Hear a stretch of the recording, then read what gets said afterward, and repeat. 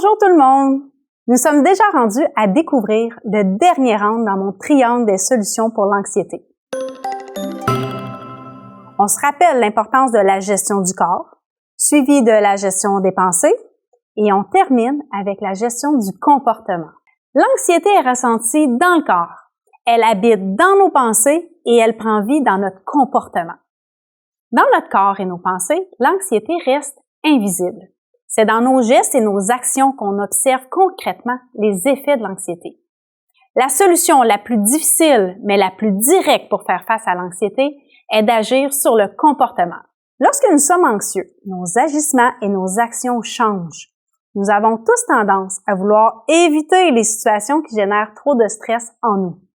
Par exemple, ne pas vouloir se baigner si nous avons peur de l'eau, refuser de faire des présentations orales pour ne pas vivre la nervosité devant un groupe, avoir mal au ventre le matin pour éviter de venir à l'école, rejoindre le lit de ses parents pour fuir le stress de la noirceur au moment de s'endormir. Le changement de comportement est un bon indicateur pour évaluer le niveau de stress qui augmente. La pire chose à faire devant une situation stressante est de l'éviter. Lorsqu'on fuit devant un défi, on renforce l'idée que le danger est réel. La meilleure chose à faire devant une situation stressante est de l'affronter. Mais pour y arriver, on doit faire face une étape à la fois. Pour bien illustrer et comprendre l'importance de la gestion du comportement, je vous propose de l'illustrer avec un graphique. Prenons l'exemple d'un enfant qui refuse de faire des présentations orales dans sa classe à cause de son anxiété trop grande ressentie devant ce défi. Sur le graphique, nous avons l'axe vertical qui illustre l'intensité du stress et sur l'axe horizontal, le temps. La première journée, l'élève arrive pour sa présentation orale avec son anxiété très élevée. Il réagit comme il en a l'habitude pour soulager son stress. Il évite de faire la présentation. En évitant la situation, le stress redescend à 0. Il se sent mieux et apaisé. Le lendemain, l'élève revient pour sa présentation orale, mais comme il n'a pas réussi la première fois, son échec augmente son anxiété. Devant l'immensité du défi, il choisit encore d'éviter, puisque c'est la solution la plus efficace pour diminuer son stress.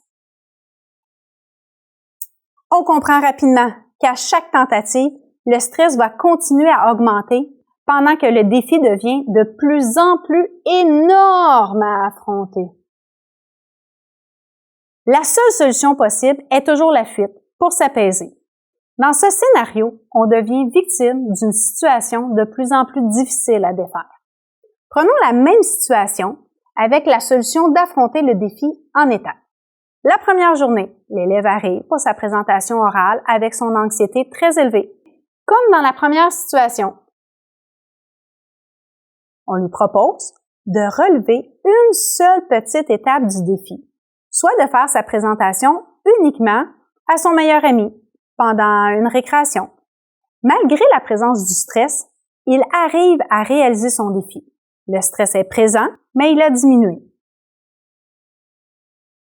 Le lendemain, lorsque l'élève revient pour sa présentation, son anxiété a légèrement diminué car il a renforcé sa confiance et son estime dans sa réussite. Le jour suivant, on va lui proposer de choisir 4 élèves dans la classe, puis ensuite la moitié de la classe, pour arriver à se sentir capable de présenter devant toute la classe. Cette stratégie ne fait pas disparaître l'anxiété, mais la transforme à un niveau acceptable et permet de faire vivre des réussites plutôt que d'accumuler des échecs. Les graphiques illustrent bien la diminution progressive de l'anxiété et il est possible d'appliquer cette stratégie pour la majorité des situations qui génèrent de l'anxiété. La réussite dépend principalement de la capacité à réduire le défi en de multiples petites étapes. Ce qu'il faut retenir dans la gestion du comportement, on ne doit pas laisser les enfants éviter les défis, même lorsqu'ils génèrent beaucoup de stress. On doit plutôt les accompagner à affronter leur stress une étape à la fois, pour leur faire vivre des petites réussites. C'était donc le troisième et dernier angle du triangle des solutions. Mais je vous attends pour une dernière capsule sur l'anxiété pour découvrir la solution centrale de mon triangle. Prenez soin de vous et bonne pratique!